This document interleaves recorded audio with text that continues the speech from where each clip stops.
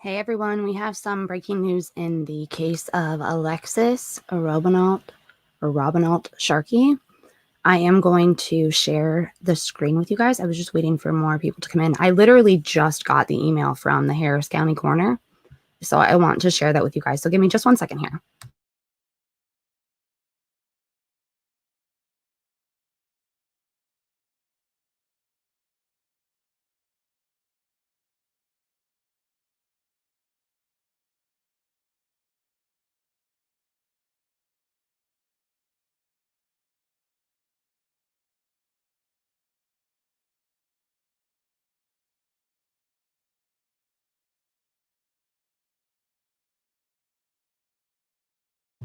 Hi everyone and welcome. Bear with me just a minute here.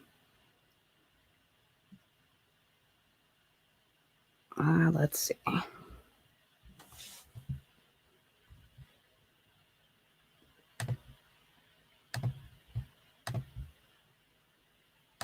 trying to get it so that I can share this with you guys and not have to, oh wait, here it is. Maybe that's it. Here we go. All right. So, can you guys see this?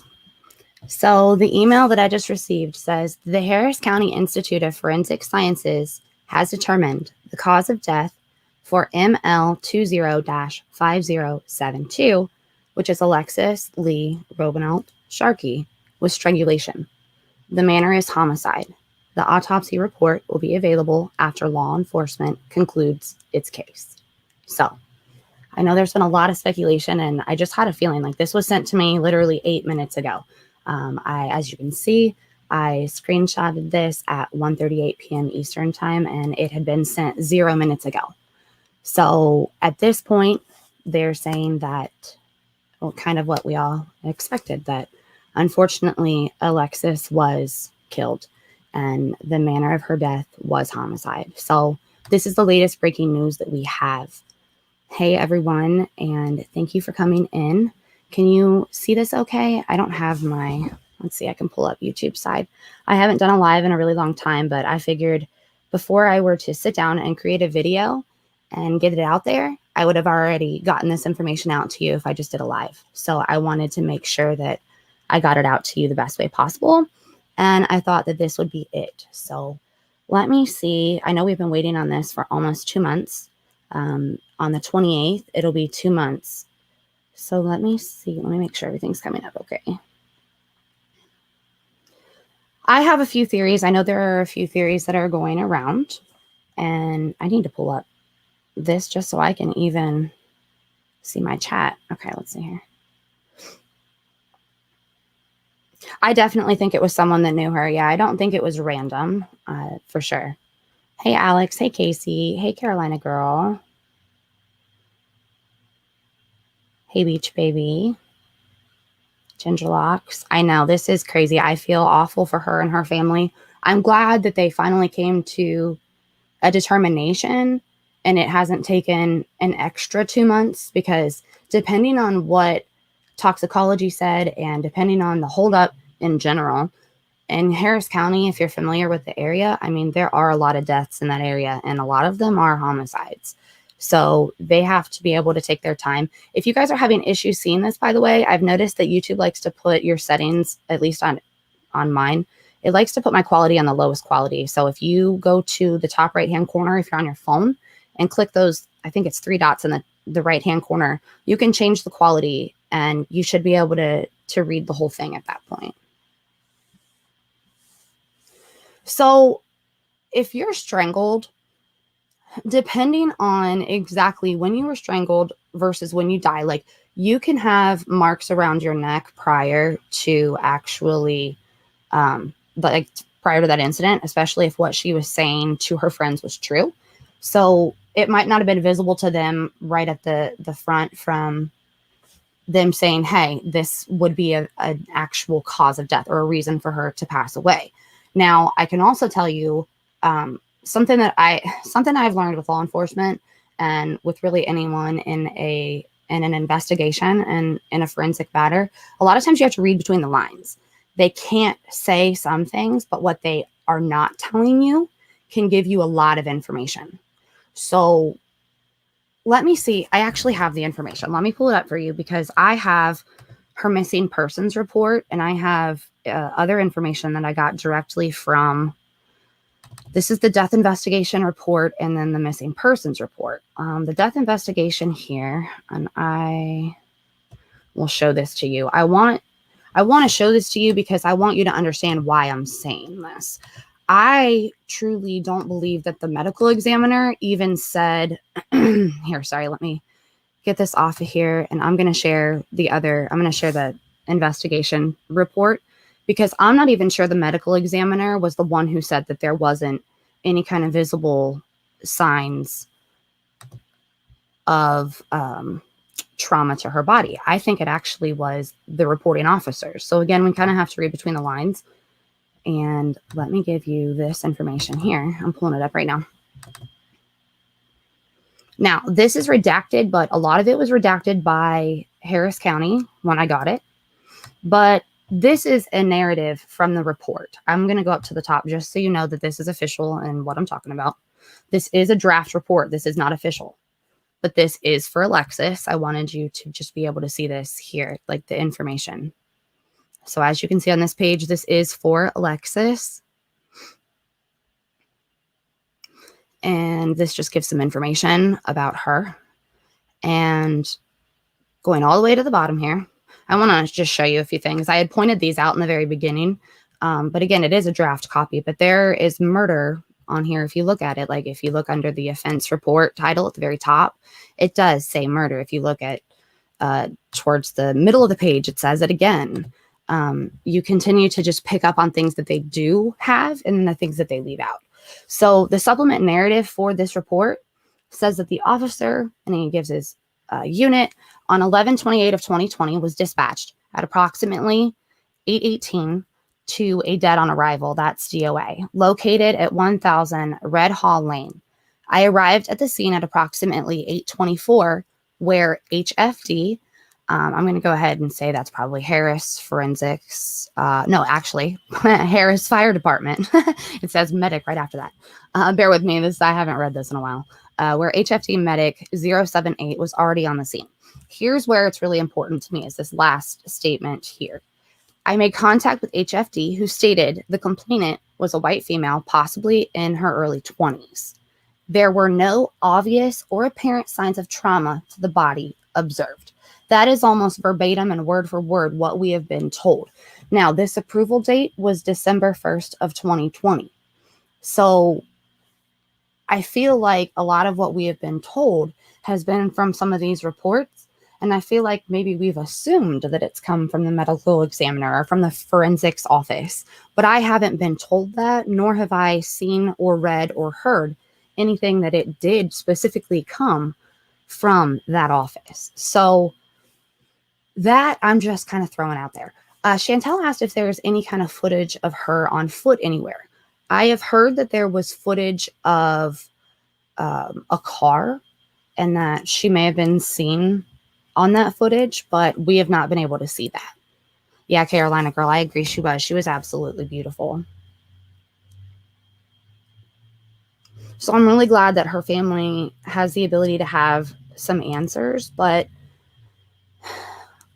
this is still ongoing. I hope to get the information here soon on the actual report. I'll go back for everyone that's just joining.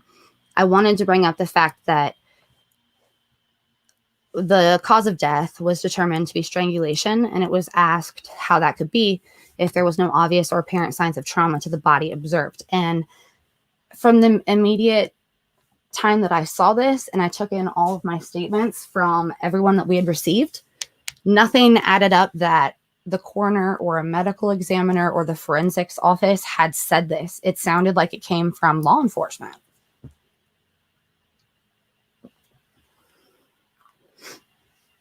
I've heard that the husband has moved out of the apartment. I've heard that the cats are being taken care of. These are just things that I've heard. Hi from Holland. Mikey, I think. Van Beek, hi. Hey, Kimmy C. Sorry, I'm looking on StreamYard here. My chat comes in really slow, and I think it only picks certain comments to throw up here. But I want to go back real quick to... I'm going to stop sharing this one here, and I'm going to go back and share the latest document that I just got. That way you all can see that just came in, and you can see what I'm talking about here. Oh, wait, you know what? I can actually share it in here. I think I have the email up in my... Oh, no, I don't. Okay, I'll pull it up real quick. Give me a second here. And it should share with you guys. Yes, okay. So I have to make this a little bigger, so bear with me. And I'll... Whoa, a little too big there. Hold on. All right, and I'll scroll over. So it says, this I just received at 1:38 p.m. Eastern Time today on January 19th of 2021, directly from the Harris County Institute of Forensic Sciences. You can see at the very top, that's exactly coming from Harris County. I requested this, and you can even see through the bottom, but I requested it through the county a while ago, and then I followed up on it at the beginning of December. So here's what we know. The Harris County Institute of Forensic Sciences has determined the cause of death of ML20-5072, also known as Alexis Robinault Sharkey, was strangulation. The manner is homicide. The autopsy report will be available after law enforcement concludes its case. What's crazy is that I literally just pulled this up, and there was an update at, I can even show you this tab too, which is so crazy. I just pulled up an update on her case at 12:30 my time. So an hour and 8 minutes prior to me receiving this. I can actually share the thing with you here. So if you see that, it says at the very bottom right here, these records are updated every 30 minutes, and it was last updated on 1/19/2021 at 12:30:09 p.m. I'm going to see if I can refresh this and see what it says now. But that was an email I received directly from them.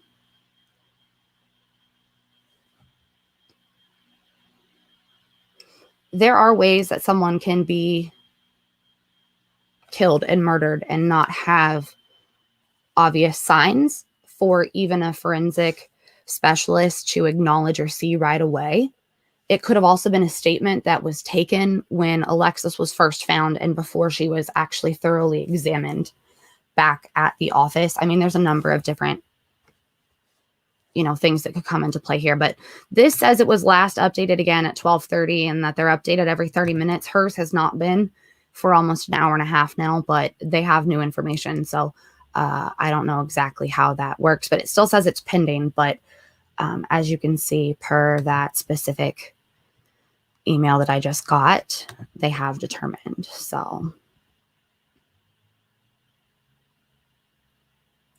yes, very true, Angel. There are definitely things that they can use, even though it's a simple... People are like, okay, strangulation. Well, anybody can strangle someone. There's not a specific bullet to a gun. There's not a specific knife wound or incision for a knife or some sort of, sharp instrument.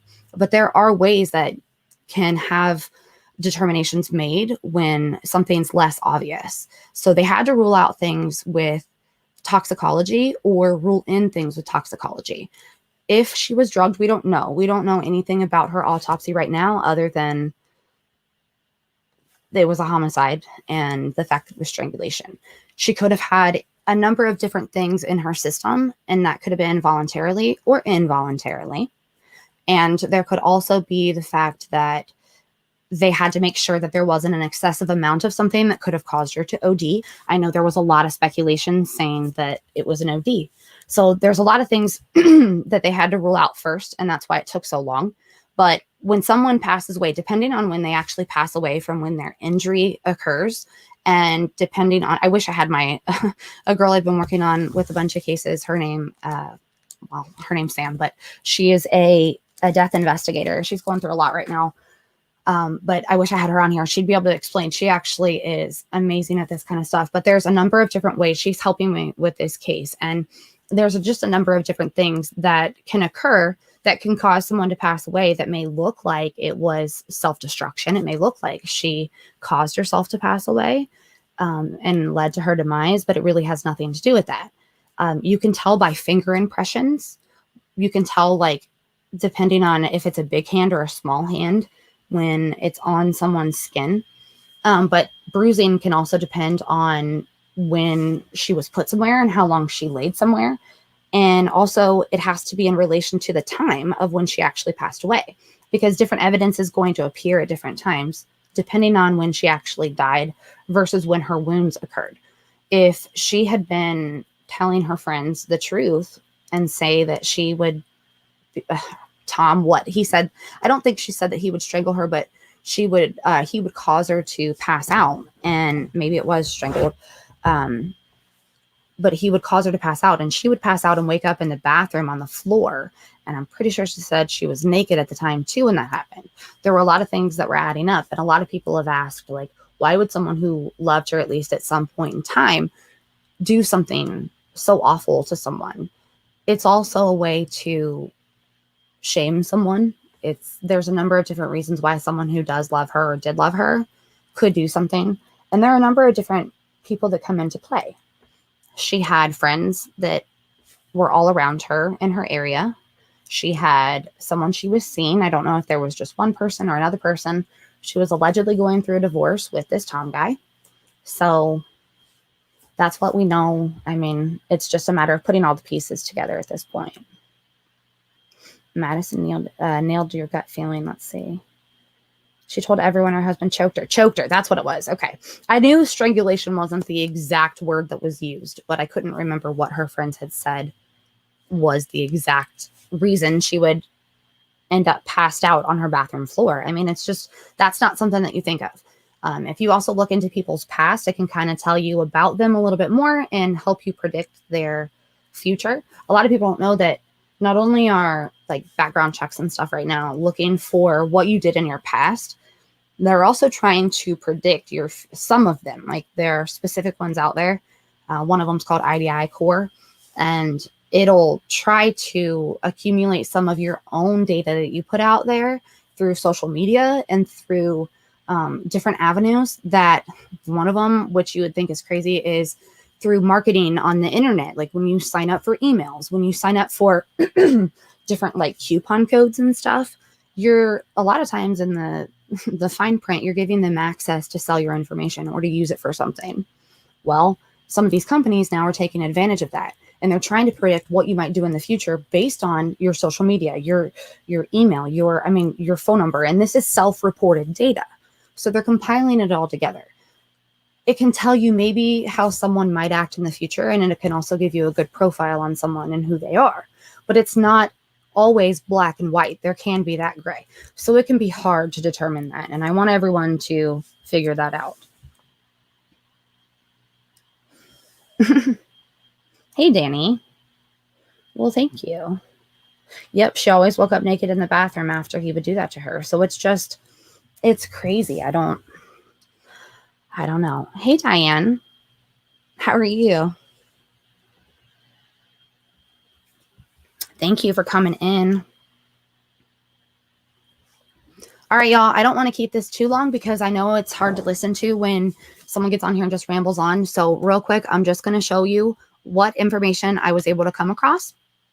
That way, for people just joining, I know we have a few people coming in right now. So thank you for joining. I'll pull this up. I just got an update from the Harris County office today, Tuesday, January 19th of 2021 at 1:38 p.m. So a little over less than a half an hour ago, about 25 minutes ago. And they say the Harris County Institute of Forensic Science has determined the cause of death for ML20-5072 for Alexis Robinault Sharkey was strangulation. The manner is homicide. The autopsy report will be available after law enforcement concludes its case. I also have a request in to law enforcement for their case file. That's how I ended up having the redacted death investigation report that I showed you. And again, I want to go back. A lot of people have asked in this stream, so I want to bring it up. If you just look at the very last sentence here, this is the narrative supplement report that was given by the officer who wrote this death investigation report. It's a draft, but as you can see on this page, it says the approval date was December 1st of 2020. And the report date was 11/28 of 2020 when Alexis was found. The very last sentence, well, at first it tells you the officer is writing this, and then the very last sentence says there was no obvious or apparent signs of trauma to the body observed.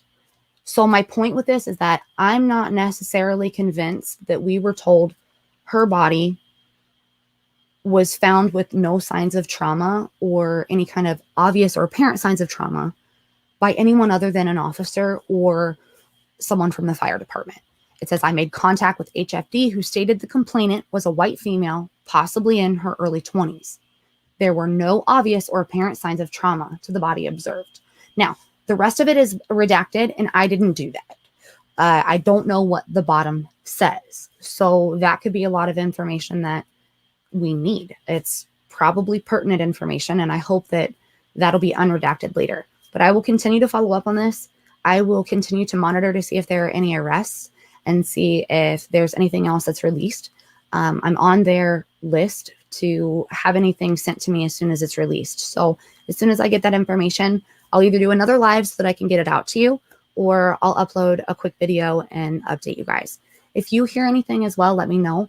I know I've had some people sending me information from the area.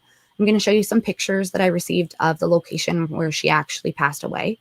Not where she passed away, I apologize, where her body was found. I don't know where she passed away, so let me take that back. But where her body was found, like the actual location, someone emailed me, a subscriber emailed me and said, hey, I think it's important for people to actually understand where she was found, because it's not what meets the eye. So I just received those not that long ago. I'm going to put that in a video. I may do a short video. I know some people don't like to listen to lives, so I may do a real quick video that just shows you some of the new information I have, such as the email that I just got and any kind of follow-ups that I have. So I'll probably do that later on today. Be looking out for that, and any kind of other small updates that I get that I can include in that, I will do so. Thank you everyone for tuning in. I apologize for not looking at the comments too much today. I was just trying to get this information out to you, and I'll see y'all next time. Oh, one more thing as well. I just want to put it out there too. I know that we say all the time that we are definitely wish and hope the best for the family and everyone now that we know what's going on. I just hope that they get, her family and Alexis and her friends and all of her loved ones get the justice that they deserve. And my thoughts and prayers are definitely with everyone that was close to Alexis. So I just want to throw that out there as well. I don't just talk about the things to, see the hard parts of everything. I also definitely can empathize with family members and stuff, and have been through some of the situations where you do have a family member murdered and you have some of these things that go on. So I just want everyone to know, if you are a friend of Alexis's, if you're a family member of Alexis's, if there's anything that I can do. I am a former licensed private investigator. It is in a different state. But if there is anything that I can do, or there's any word that I can help spread, definitely let me know. My email is in the About Me section. If you're any friends, anything. I know there's a lot of times there's some stories that get construed out there in a different light.